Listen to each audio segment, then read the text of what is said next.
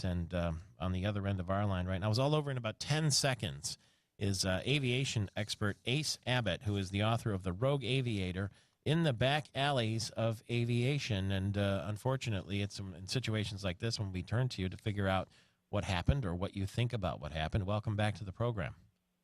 Thanks, Michael Patrick. Good being with you again. Do we know by now? I mean, I have seen some statements from the airline that say basically it looks to me like the pilot had never flown that type of aircraft into that airport before and just landed short of the runway. Is that what happened in the simple terms? Well, that's in the simplest forms, but I did just access some information indicating that there was some training going on. So that was it was a new pilot apparently in his training regime, and unfortunately, it is very simply pretty blatant pilot error.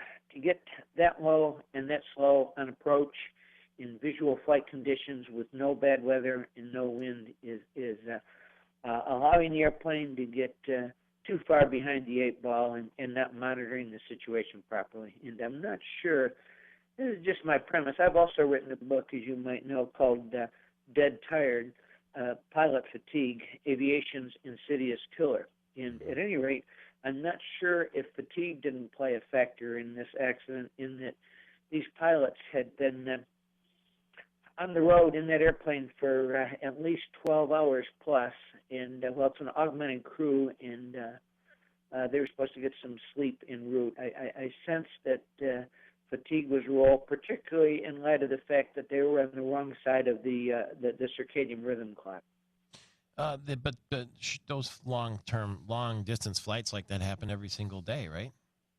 Oh, absolutely. And any flight basically over 8 hours is going to have an augmented crew, and that means there's at least one extra pilot, maybe two extra pilots, that will be exchanging seats and briefly for 2 or 3 hours en route, picking up the cockpit duties of the other pilots while one of the other pilots sleeps. And that is supposed to fill the square to result in rested pilots at the destination landing. But there's a possibility and even a likelihood that those pilots that were designated to sleep en route may have, for some reason or other, had difficulty sleeping. They might have not gotten their rest.